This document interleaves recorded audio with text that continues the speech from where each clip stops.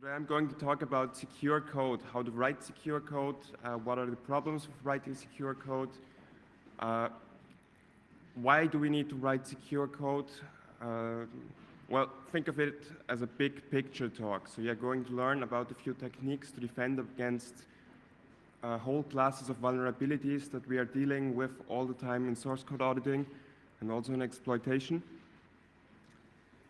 So first of all, why is becoming software security more important recently, and why do we lend more significance to it now? For a long time, security has been all about the network layer and filtering, firewalls, intrusion detection systems, port scanners, operating system fingerprinting, passive fingerprinting. So lots of techniques that are on the network layer. But actually, most of the critical attacks, even on the network layer, are on the application layer, are based on bugs in the implementations and in the source code that defines the functionality.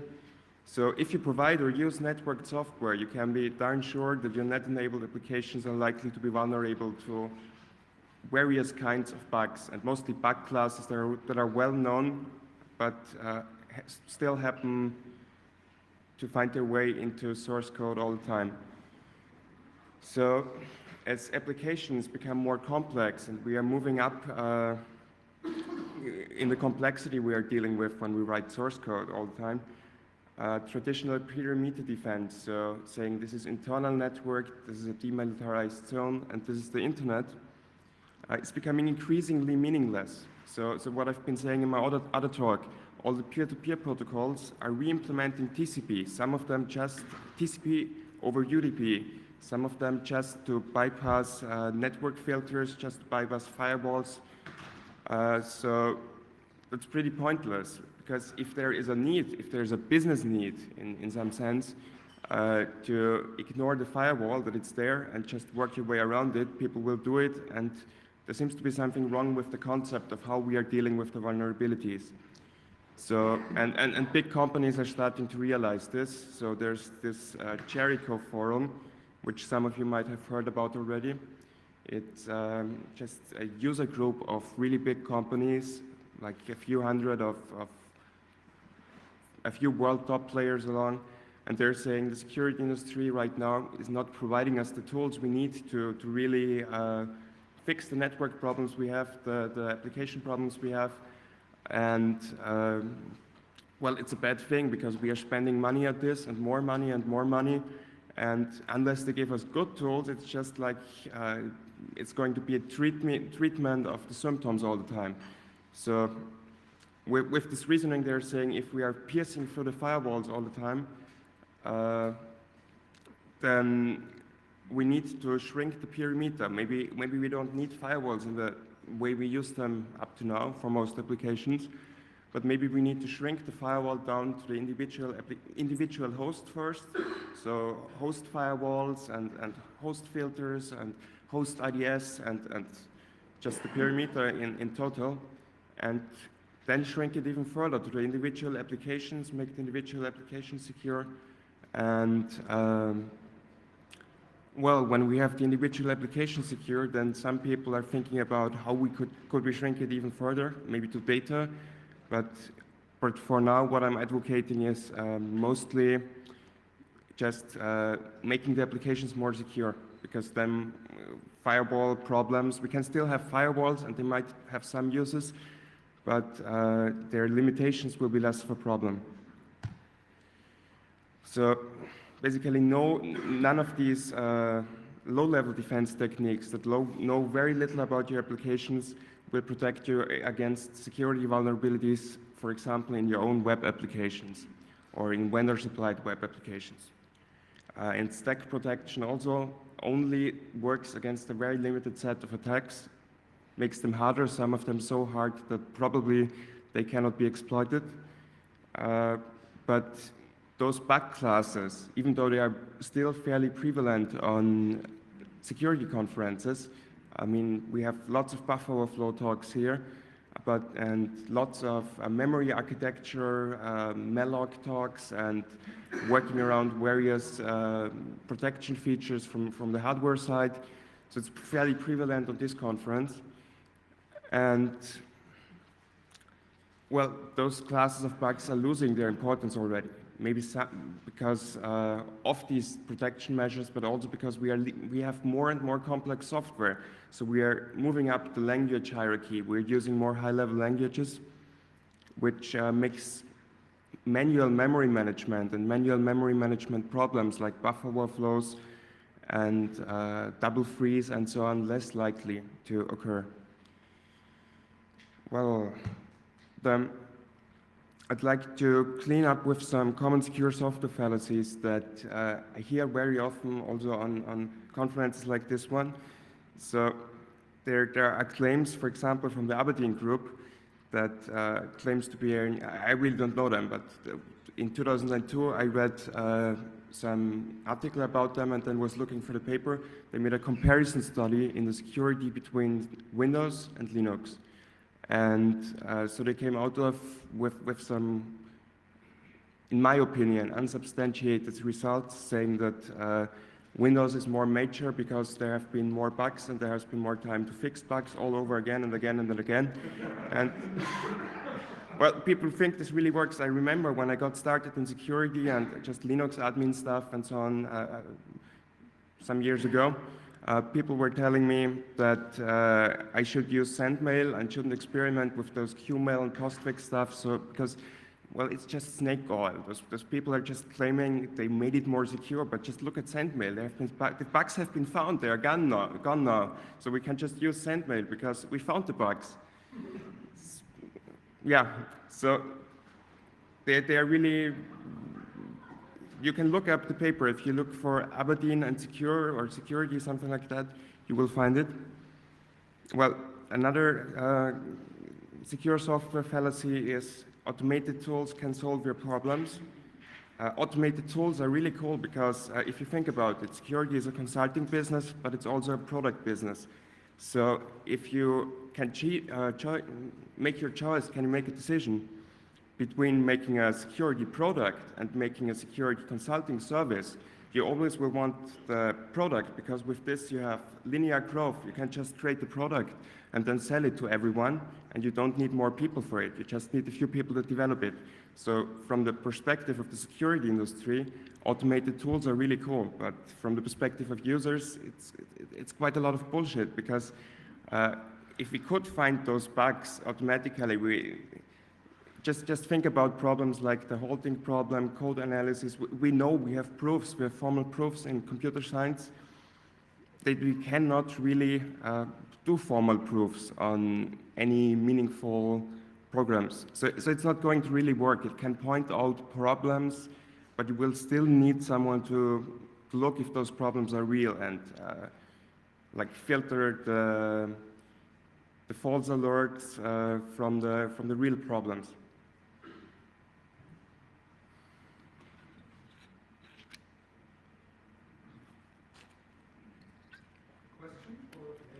Yeah. Can you please name some of the main players of the Jericho Forum and tell me whether these are the same companies which in their the security bulletins might announce that,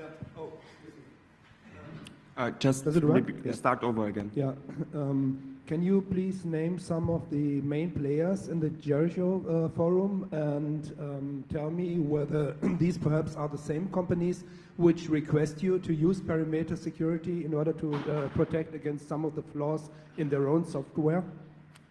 I can mention a few of the companies participating in the Jericho forum from the back of my head, but I don't know if they are main players or just running along. Well-known companies. Well, from what I read, but I might have a bad memory, so don't take it for given. But for example, I remember Swiss Charter Bank, Rolls-Royce, GlaxoSmithKline, and along these lines, like big companies that just have security needs. Not related to security, but their business is becoming more and more entangled with security problems. Okay, thank you. Well, did it answer your question? Cool. So, and another of the fallacies is good programmers write the same quality of code, no matter what tools they use. This is kind of the main point of my talk, and I'll just stretch it out a little bit and show it using the examples on the next few slides. Well, now to the boring part.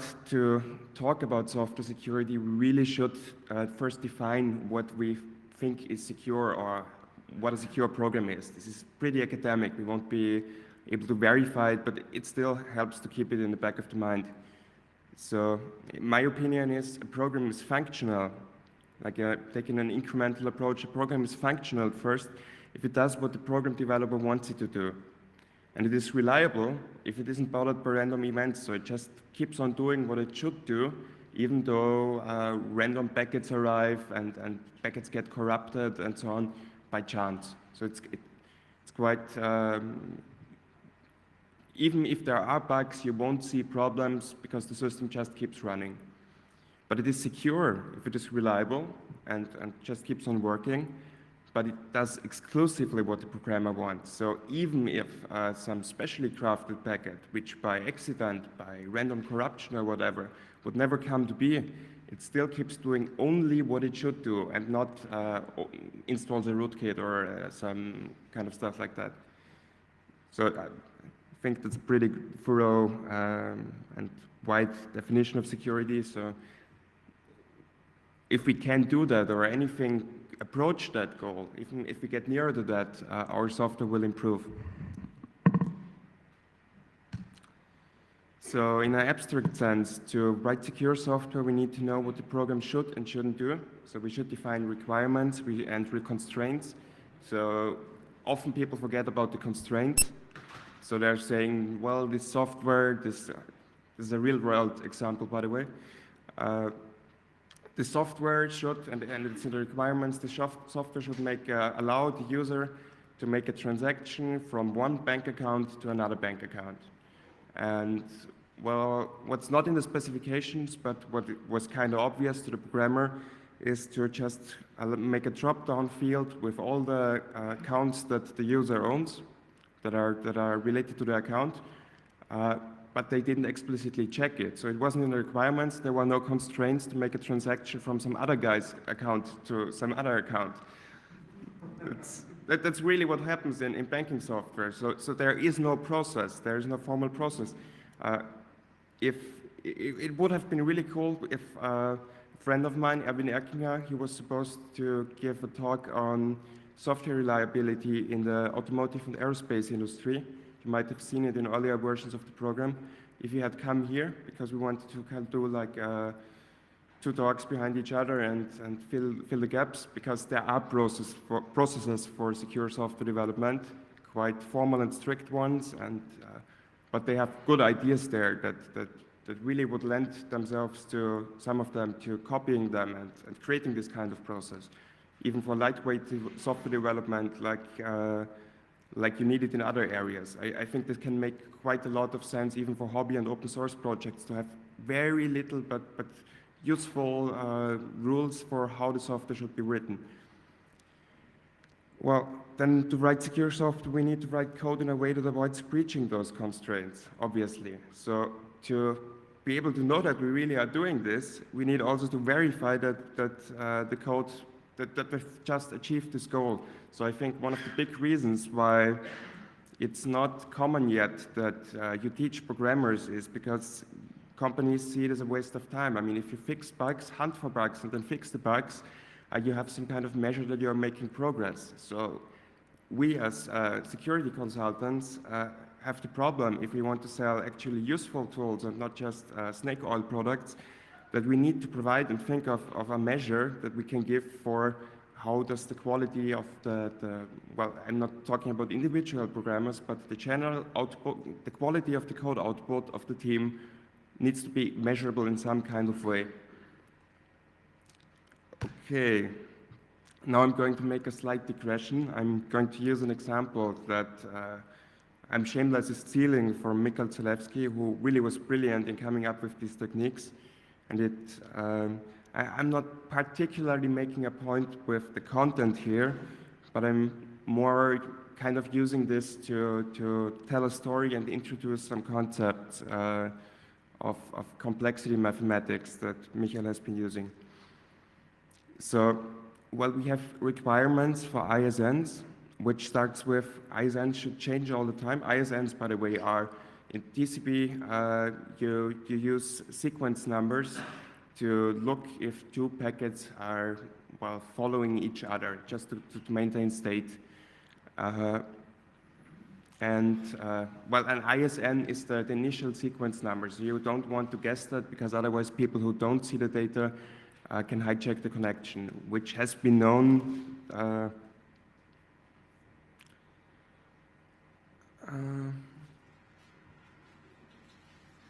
Yeah, okay, so I think in 1994, this ISN thing, it wasn't known when the protocol was designed, but in 1994 and before that in 1988, I think Robert Morris was involved with that. People started thinking about what are the possibilities if we are able to guess the ISNs. And they figured out it's possible to do IP spoofing. Later, Kevin Mitnick popularized this technique, and people writing books about this whole thing. So the story goes that he broke into the San Diego Center for Supercomputing by using an IP spoofing attack on our remote shell service. And well, since then, because this kind of bug or this kind of problem that IP spoofing is possible became really popular, vendors have added code to make their ISNs more secure, and especially since Nmap provided for some kind of measure if the ISNs are secure or not. So if you have measure, vendors are going to go ahead and try to get better in that measure.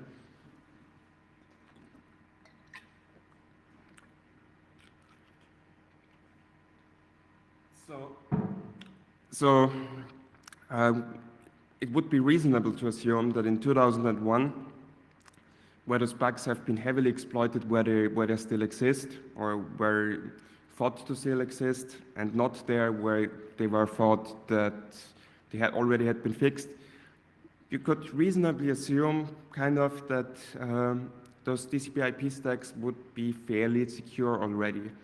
But no one ever checked, no one verified it. So Mikhail came up with this idea of just basically let's make pretty pictures. Yeah, let's use things we know from fractals and so on for visualizing the strength of various sequence numbers. And this is called a phase space or state space. So you're mapping the closeness of, or the dependency of one value of a random function or any kind of function on previous ones.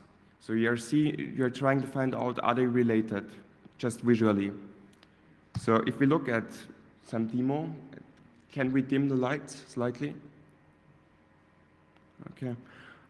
Well, you should see there are more than the two strongly visible white rectangles there.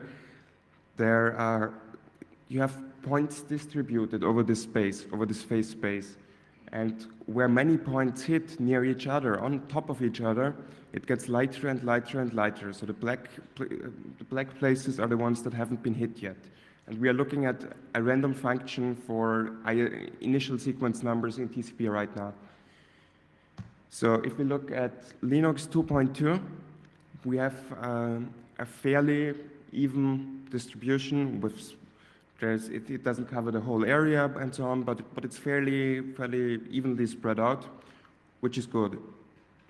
We can't prove it's secure with that, but we can not prove that it's not secure. So we can keep on trying and changing the functions we use to visualize and so on. So if we look at Cisco iOS, we get pretty pictures.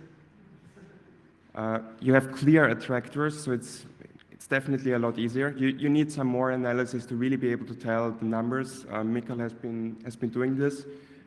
You can just, if you search for Mikhail Zalewski, you will find those ISN, his research on ISN numbers. But you can tell just visually where problems might be. FreeBSD 4.2. HPUX, it's horrible. It looks really pretty, I agree, but it's a very short area that is covered. And then we have IRIX. I mean, yeah. Next, so Windows NT 4 Service Pack 3. I mean, it's pretty again. There's some stuff up there also which you don't see because of the projector, but it's spread out, but it's really easy. So Windows 95, it's horrible, it's very easy. And here's the funny thing about Microsoft. You need Microsoft jokes, you know? So in Windows 95, we have this distribution. So Microsoft is the only vendor who in 3 years of work actually managed to, well, fuck up their implementation more. And you can do the same thing with any kind of random numbers. You can do it with DNS resolver, like glibc. You can do it with various DNS servers. You can, with any kind of random numbers. It might even be, you might try it on a poker website to just find out, are there real random numbers behind that, or can I guess? So. And Dan Kaminsky has been using this technique after Mikhail first released this for a while too, so it's really cool visualization. So the basic thing, the common thing we have in all those pictures is we have certain attractors, however they look. They could look Mandelbrot, it's like fractals, it doesn't matter. Just think of it as attractors in a complex system, like any complex system, like the real world we live in. Like a game of Go or chess, I mean, it's a bit different, but it's models, like behavior of molecules, stuff like that. You have certain patterns, certain things happen more than others. Yeah, Microsoft DNS server is pretty fucked up too. This is 2001, so there was another test later. I don't have those slides there right now. Some things improved, some didn't. So, well, and if you read a little bit more about those complex system stuff, you find out strange attractors are an inherent property of complex adaptive systems, which means self-organizing systems and self-creating networks and all that fancy stuff that has come up in recent decades. So, the way I see it in software development is we're dealing with a complex problem, and we have a certain problem that we want to solve. We want to write a certain kind of web application. We have a general idea what we want, and we have a certain kind of set of tools that we are using. And if we combine those tools with our problem, then there are certain intuitive ways to solve it. So sometimes, for example, in C, it's very natural to just use character arrays for storing user input. So we just do that. There's an intuitive way we use this tool. You might use something entirely different in a different programming language. And if we map this together and just imagine this as a kind of terrain, certain things happen all over again. So we cannot easily visualize it, but this is what I think about it. Like, you have a second.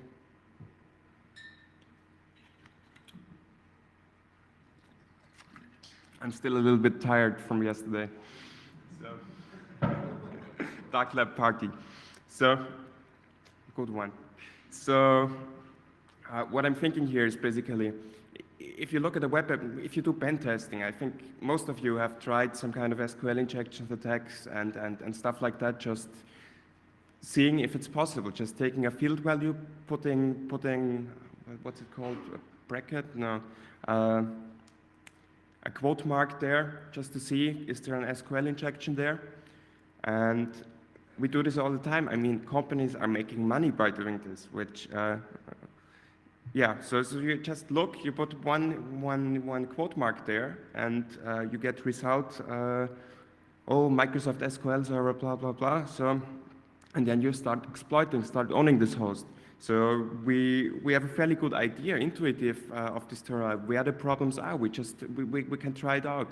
So on the other hand, people who are aware of security have a good intuitive feel of where the security problems are in the code, and they try to avoid it, and they try to check, and they try to work around it. So I think it's possible for people to write better code, like just if you have good programmers, but I don't think it's the most perfect solution because there are lots of programmers who are not good and don't have this intuitive feel whether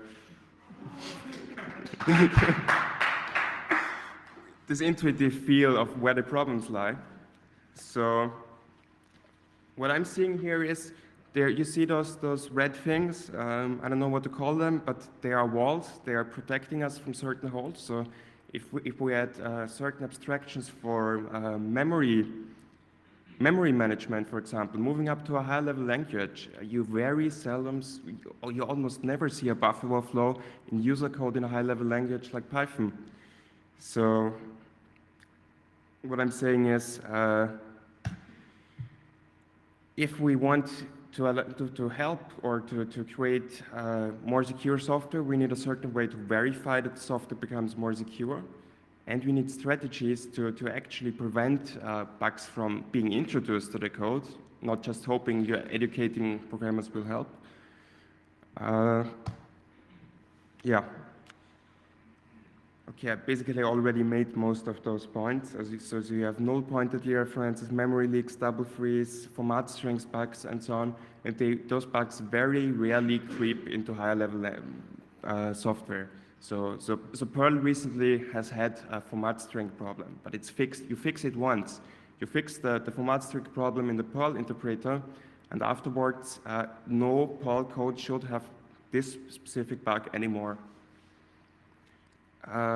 Another big attractor, problems you just see in many, many languages, is, for example, if two commands or two codelets with like just a sequence that has a meaning in a programming language is very close to something with a different meaning. So it's just one character exchanged or one character forgotten. Then it easily happens that a typo changes the meaning of the code. The same thing happens in natural languages. So yep. So I'm going to stress this further. I kind of have the feeling I have been convinced that there is more to writing secure code than just, well, not making bugs. So, but I'm going to present one more example to just show why people make bad software. And for that, I'm going to look at ESN1, which is a notation standard which is used in lots and lots of software and in lots and lots of security critical software.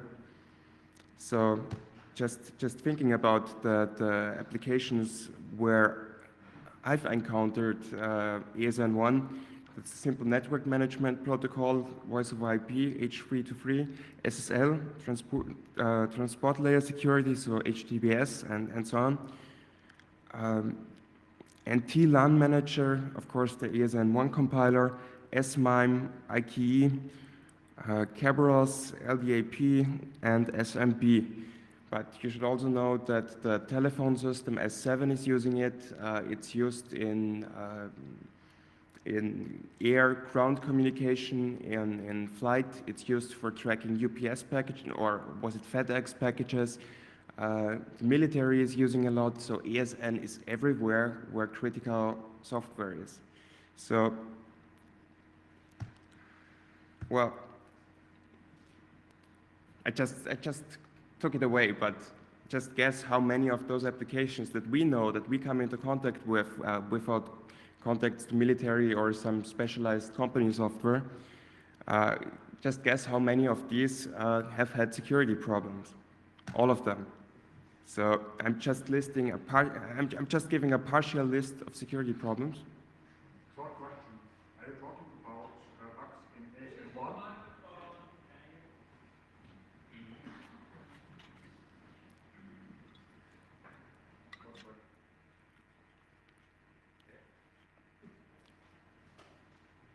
Muss man hier noch irgendwas anschalten? Ah, jetzt danke.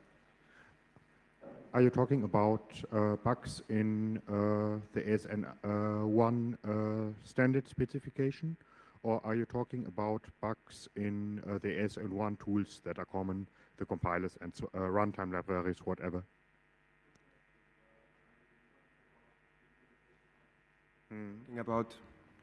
I'm talking about specific implementation bugs in separate re-implementations. So I'm not talking about a bug in one library and oh, it's going to be a problem in all these programs that use it, like we had it with setlib.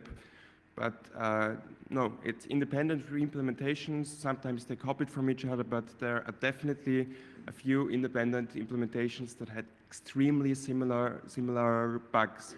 So I have a second page here.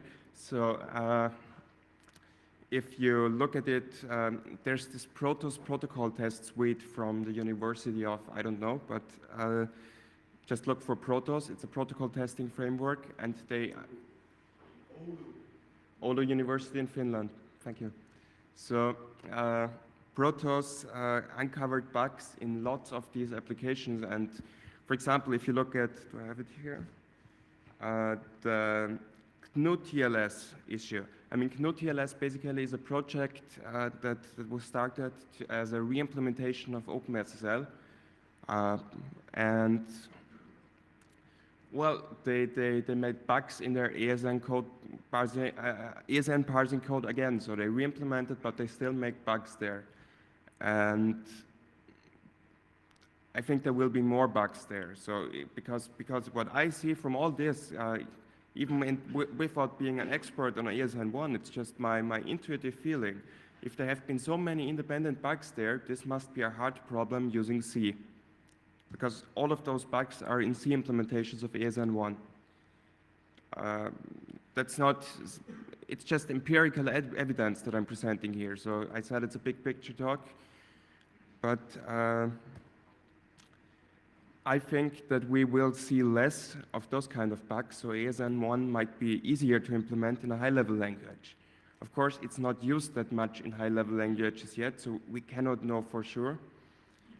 But I don't know of any ASN1 problems, similar ones to this, in any high-level implementations. And I know two, which is one in Java and one in Python. So it's a small sample size, so I might very well be wrong, so I'm open for discussion afterwards about this. Okay, so I think by just changing the way buffers are handled, you will not get so easily get memory corruption or memory problems. So, contrary to everything I've ever been taught in almost every conversation,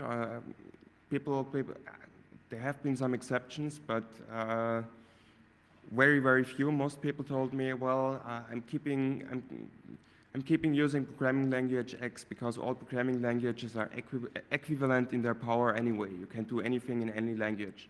You might still even occasionally heard it from assembler programmers. So it's well. And so syntax is relevant because we are dealing with psychological problems. So the problem of developing software is a problem of bringing some idea that is in the head of people into software. So the bugs that happen are not they are not bugs in the programming language, because you can write secure code and you can prove that theoretically you can write secure code, even though you cannot verify that some code you have written is secure.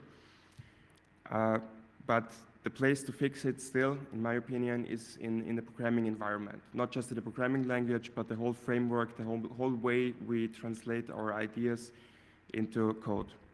So this is semi-scientific mumbo-jumbo.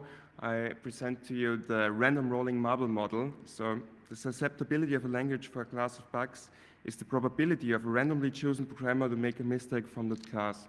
So if you give the same problem to lots of programmers, you get statistics how likely you can exploit the same, you can exploit the same SQL injection attack in 5 different independent implementations. So what do I think are good programming environments that help with keeping the code secure? First of all, I think magic is often really bad. None of those rules are absolute because they're good counterexamples.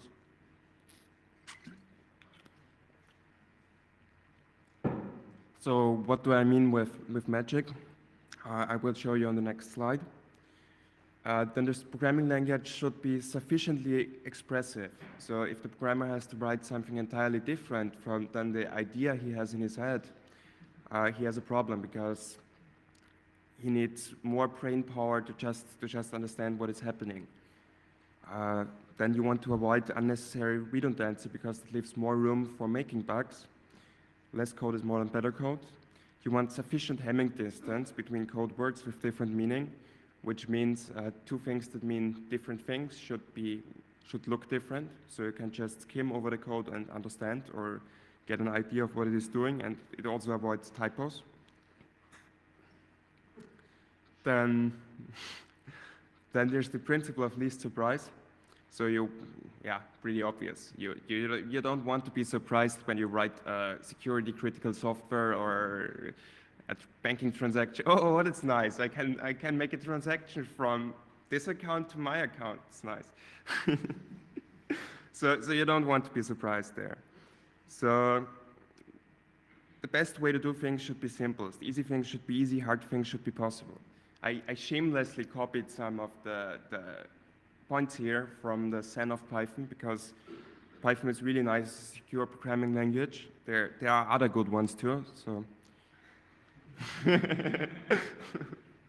So,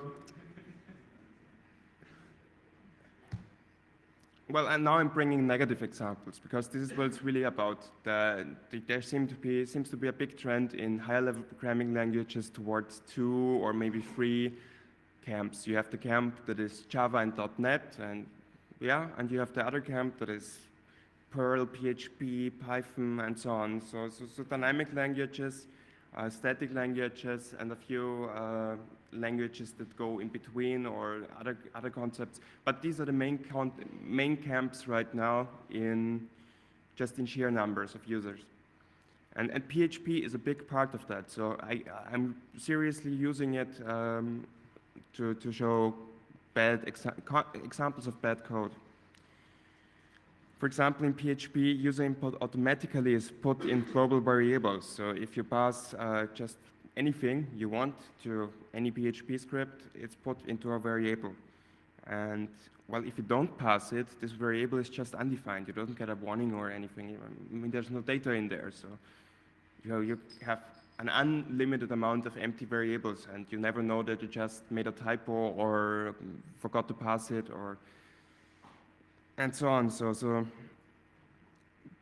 this can get a really bad problem, this second point.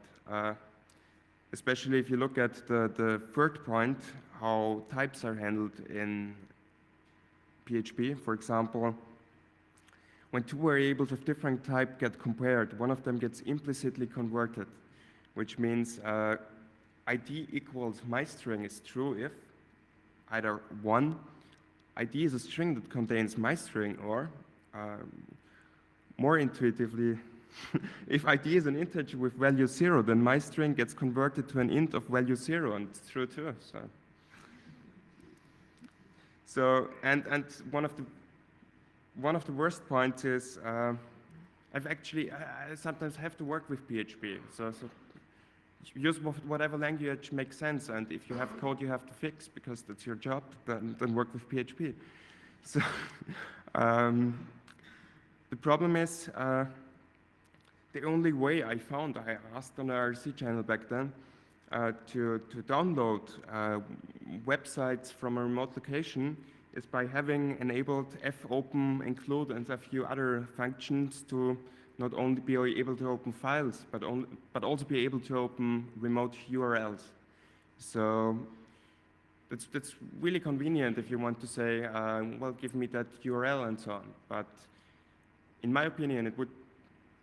Let me point out the problem with that first. For example, with include, and you make a template system and say, I want to include the about page into my general template, so I do include about.inc, something like that, and you pass the about.inc in a variable, like many websites do that. They are dynamically changed, just pass to the main program the name of the include file for this specific page. And the user inputs an URL, then a remote file is included, and then locally executed. So this is a direct remote shell access. The problem with it is, I mean, you can turn it off, but if you turn it off, then you have to open a socket to a web server if you want to download something, send get/http 1.1 host colon and so on. So you have to build your own HTTP implementation if you turn off this feature. So this magic is really bad because it forces me to deal with a big attractor for security problems with no choice to just take the functionality and say, oh, I don't want to F open, I want the URL open. So you could just change, you don't want magic, you don't want one function to do different things dependent on some random variables and config file options. It's really weird.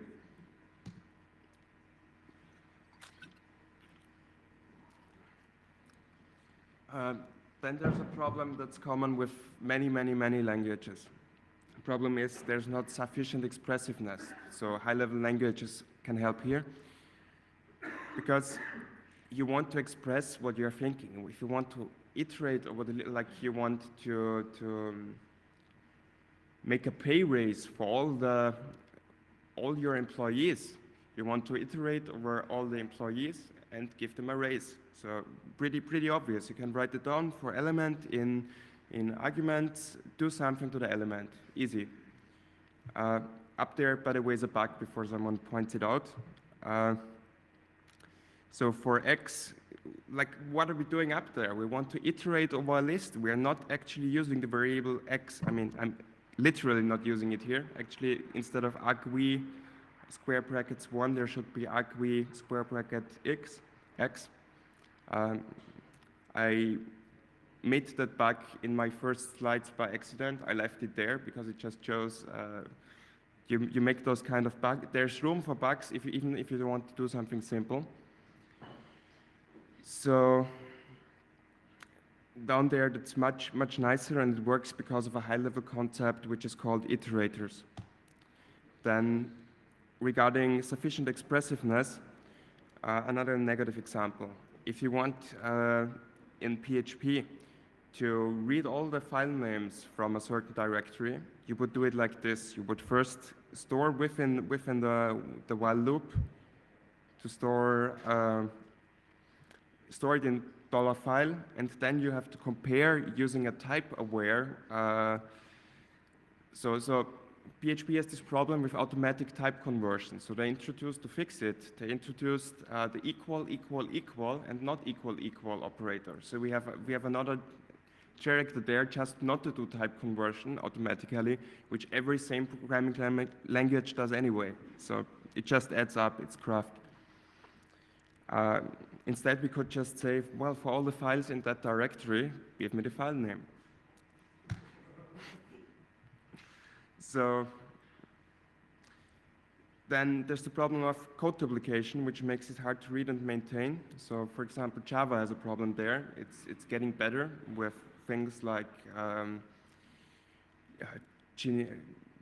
generic containers and genericity, and also with aspect-oriented programming and ideas like that. But still, the statically typed languages do have a problem with code requiring to be duplicated. So maybe someday someone will solve that. Right now, it's a big problem. Then there's double use. This is a controversial point, but there's double use of the brackets and the indentation. So if you ever taught a total beginner how to program, you will notice they all the time have problems with right indentation. So either they make the wrong brackets, the wrong amount of brackets, or it doesn't match with the indentation, or the other way around. So they always confuse this. So one of the reasons why I really enjoy teaching Python to total beginners is that they don't get confused by simple indentation. They just see the blocks, they see what they want to do. So while it's unusual and it might not be necessary to write secure code in Python, you might not need this feature, it actually makes a lot of sense. Even though from an adoption viewpoint, it might have been a bad idea because many people get scared because it's new syntax. Then the sufficient Hamming distance. This kind of bug is common. Something like this has been tried to be introduced into the Linux kernel too, I think. I don't remember the exact bug, but you just lose one equal sign and suddenly you have an entirely different meaning to the code. Then there's another problem where you just lose one comma in C, and suddenly you have automatic string concatenation because string concatenation is implicit. So you would want an explicit string concatenation operator like the dot in Perl there. So there's something good to say about Perl there. I don't know if it also has automatic string concatenation. Then there are some defense techniques. So much of the work I've been recently doing on all this, how to write secure code stuff, is just looking at what am I doing as a penetration tester? Where am I looking for bugs? And then thinking about techniques of reformulating the problem. So those kind of bugs are harder to make for programmers. So one of those defense techniques is path normalization, where instead of just concatenating any random way, you first, well, in this case, you don't do input validation. You just take whatever you get, you do whatever you want with it, but afterwards, in the end, you normalize it. You put it into a format that allows input validation after the fact. This just works for strings. I have a more, but slightly more complicated type-based solution, which would also work here, but why bother? This works. So normalizing means you remove all the dot slash, and I mean normalized and absolute. So you replace all the local paths with global paths. And in the end, then you only check, does it start with the jail directory? Does this path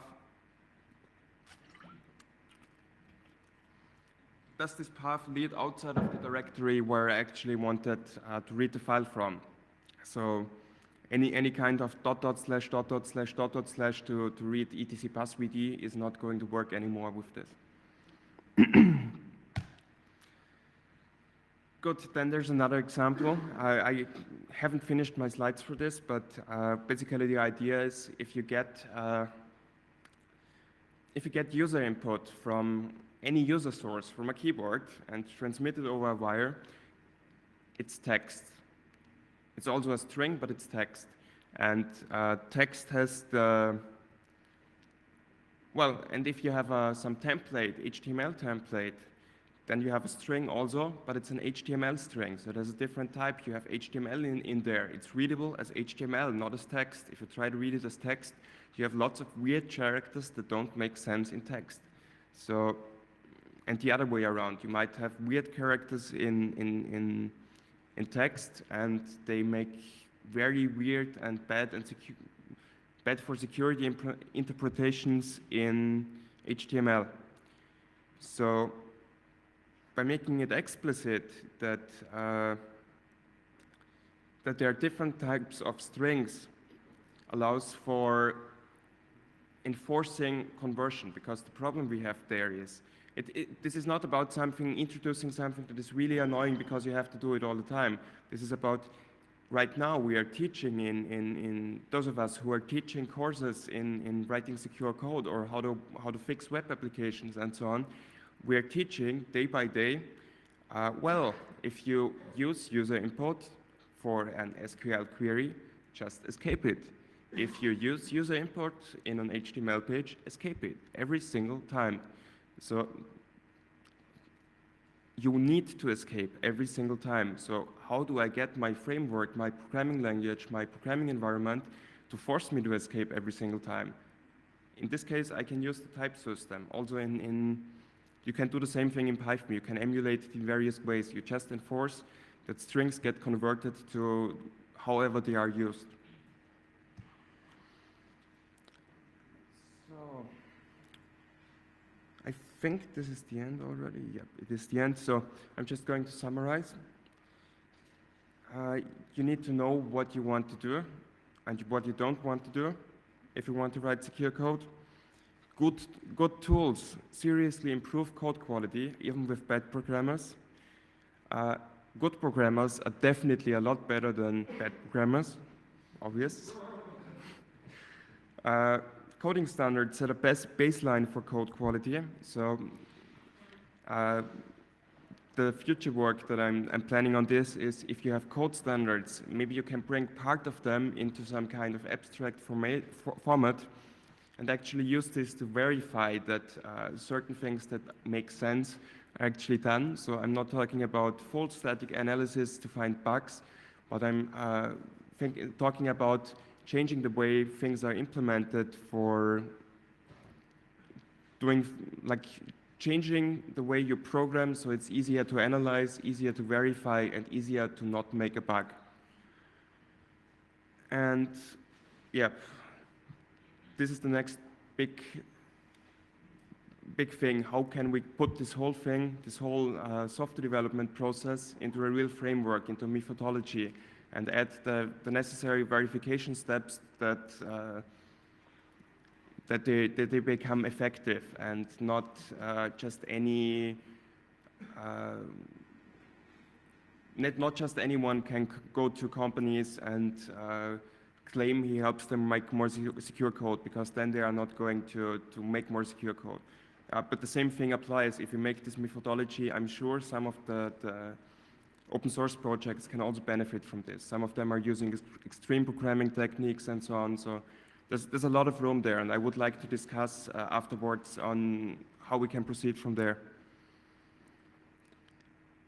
So that's been the talk.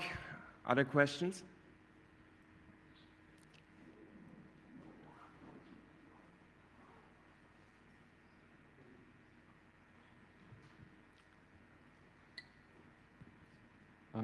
Which coding standards do you recommend?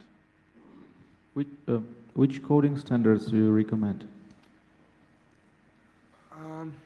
Well, very much agreeing on certain ways. For example, we are dealing with a complex environment there, so we need to we cannot just say very high level we do it like this, because this is not going to work. When we do penetration tests, we know where to expect bugs, so we have to fix it there where people have just psychologically make those kind of bugs. So for example, using a simple coding standard would be to say we use prepare statements for all our SQL queries, because then if we do that and we only use constant strings for a template, then there won't be an SQL injection problem, because prepare statement fixes the problem.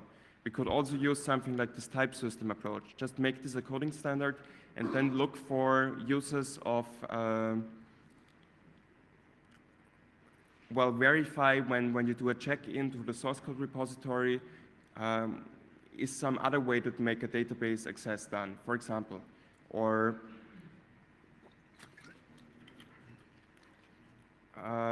check for,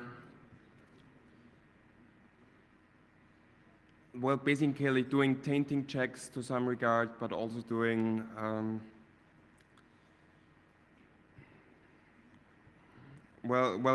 basically verifying that these things you agree on. Basically, I don't have any fixed set of methodology right now. I've been working with a few companies recently. After doing a penetration test, I made a workshop with the team, and we've been looking at the kind of problems they had in their source code and then discussing these exact things. Oh, this is a problem, you made a typo there, or oh, this is a different type, so maybe we should abstract this further, or there's too much code. This decision function is 8,000 lines long, so that's not a good thing. We need to make it shorter, and there's a pattern that helps with that. So if we use a dispatcher and not if, it gets better. So I would like to have to develop a standard set of how to develop secure code independent of the programming language, focused on the problems we are having, but this is going to take some more time.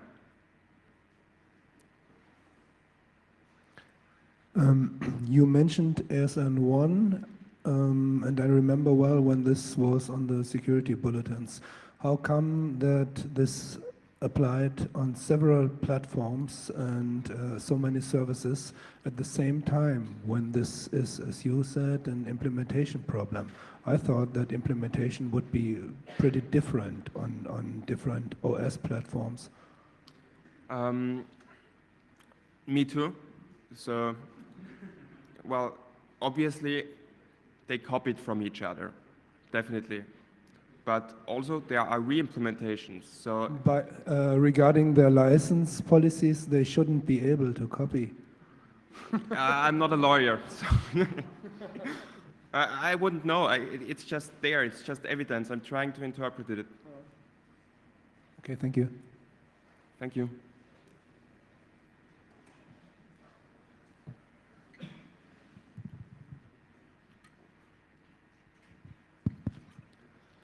I like your idea of the type system for tracking data validation. Are you aware of any implementations in real life applications of that kind of stuff? I know of maybe 4 implementations. So there are 2 Java implementations which we worked on at, well, 2 of my customers. And I know of 1 implementation that I made in Python and 1 implementation that Andreas Bog made in Dylan. So both of these are just experiments to get a feel for what's possible there. Okay, thanks.